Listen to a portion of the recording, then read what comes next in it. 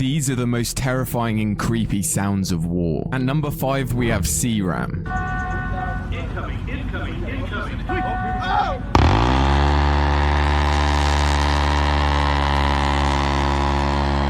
At number 4 we have the Trumpets of Jericho. This was the nickname given to the sound made by the Junkers Ju-87, otherwise known as the Stuka bomber. This aircraft had 2 sirens attached to the plane. Each time a Stuka began dive bombing, this sound punctured the air.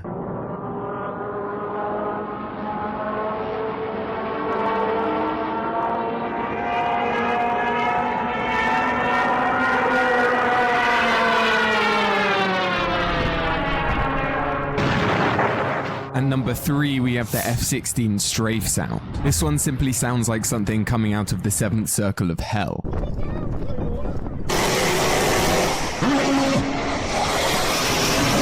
Yeah, I'm gonna play that one again.